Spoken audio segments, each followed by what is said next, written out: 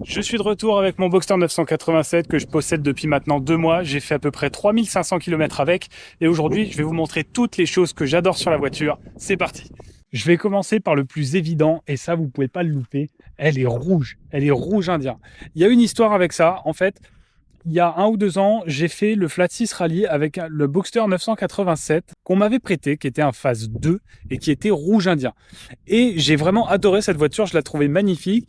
Et quand j'ai repensé à m'acheter une Porsche, je me suis dit, ah, le rouge indien, quand même, ce serait pas mal. Et quand j'ai vu celle-ci en annonce, pointée en annonce avec tout son équipement et avec ce rouge indien, je me suis dit, ça, c'est bon, c'est la bonne.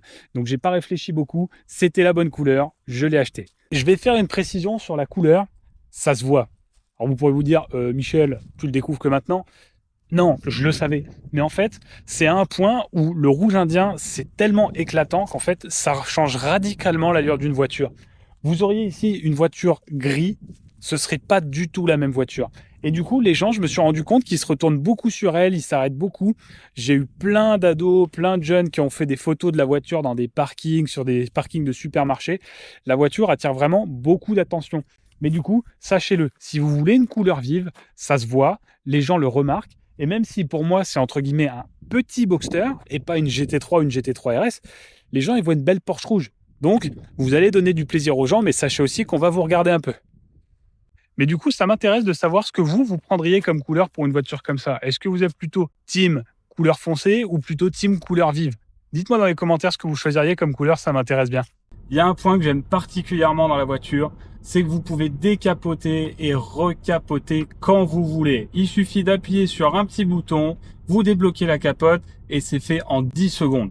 Je vais vous le montrer tout de suite d'ailleurs, puisque je suis en ville. Alors il faut être en dessous de 50 km/h. Hop, petite poignée déverrouillée et c'est parti. Je vais pouvoir décapoter tranquille. Ça prend 10 secondes et là voilà. Le temps de le dire, vous pouvez profiter du soleil, vous pouvez profiter des vignes, et même à l'inverse. S'il se met à pleuvoir, s'il se met à faire gris, s'il se met à faire froid, vous rebasculez sous 50 km/h, vous appuyez sur le petit bouton et vous refermez la capote en 10 secondes. Ça rend la voiture hyper polyvalente, hyper facile à utiliser et surtout, c'est hyper facile d'en profiter un maximum. Autre point que j'apprécie particulièrement, et ça s'entend bien quand on est décapoté, c'est que le moteur et surtout l'échappement envoient beaucoup de son. Avant, j'avais un Boxster 986, qui est une super voiture, qui est très sonore. Et là, je ne sais pas si vous allez l'entendre, mais dès que vous appuyez un petit peu, il se met à être très sonore. Et c'est pas uniquement le son du moteur, comme sur mon ancien Boxster, c'est le moteur plus l'échappement, que vous entendez bien résonner aussi. Alors qu'avant, j'avais pas ça. Et ça, c'est une vraie amélioration, parce que du coup, la voiture, elle en retransmet encore plus, elle est encore plus communicative et vous en profitez encore plus. Autre chose que j'aime particulièrement, c'est l'équipement de la voiture. Je vais commencer par les sièges. Donc là, vous le voyez, il y a des capitonnages au niveau des épaules supplémentaires. Ça, c'est des sièges sport, c'est une option. Et les sièges sport, donc ils ont ça, plus aussi des rembourrages supplémentaires sur les flancs. Et puis, ils ont des coques couleur alu qui sont encore plus valorisantes et beaucoup plus sympas que les sièges d'origine. Donc là-dessus, moi, je suis vraiment content d'avoir ces sièges-là. Ça fait partie des options que j'aime bien avoir. Donc j'étais vraiment content d'avoir pu trouver cet équipement. Et en plus, bon bah j'ai pas mal d'options assez rares en plus qui ont été faites par le département exclusif. Donc les compteurs rouges, même si je suis pas forcément fan, j'ai les ceintures rouges, la console centrale qui est peinte en rouge. Donc il y a des rappels de rouge dans l'habitacle qui rappellent la carrosserie et ça aussi c'est vraiment plaisant. Il y a une autre chose sur laquelle j'ai eu beaucoup de chance avec ce Boxster, c'est les options des trains roulants et de la mécanique. J'ai la boîte 6 manuelle et j'ai la suspension PASM. Il me semble que ça fait partie d'un pack sport qui était disponible pour les Boxster 987 de série. Vous avez des suspensions normales en acier et vous avez une boîte 5. Mais la boîte 5, elle a des rapports relativement longs, donc elle n'est pas super bien étagée. La boîte 6 a des rapports plus courts, donc vous pouvez exploiter beaucoup plus le moteur.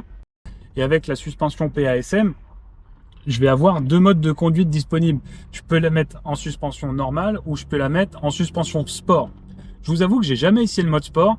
Vite fait, je me suis rendu compte que c'était un petit peu plus ferme et à mon avis sur les routes de montagne, c'est redoutable. Ça doit être vraiment sympa.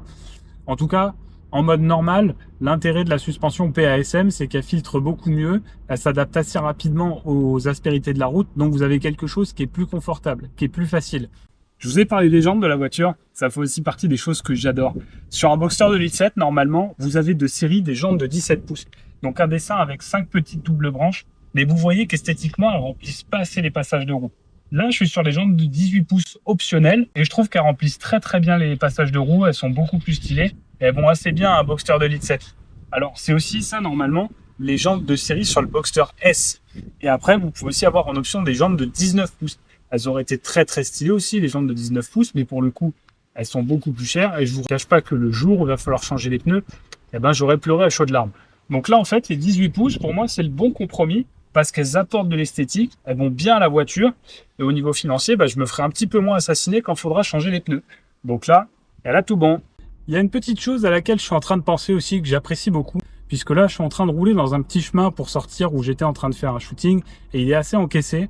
Et pour le coup, j'ai jamais eu de problème avec la garde de sol de la voiture. J'ai pas de lift system, mais la voiture n'a jamais frotté nulle part. Et même dans des endroits où c'est un petit peu encaissé, vous aurez pas trop de mal, si vous roulez doucement, à passer sans l'abîmer. Donc ça, c'est vraiment cool parce que la voiture, du coup, reste assez accessible, assez facile à utiliser au quotidien et vous vous embêtez pas avec une voiture trop basse. J'ai remarqué une petite chose, c'est que vous n'étiez pas encore abonné à la chaîne et je trouve ça vraiment dommage. Donc si le contenu vous a plu, abonnez-vous pour pas louper les prochaines vidéos. Merci beaucoup d'avoir regardé et puis on se dit à bientôt pour la prochaine vidéo. Salut!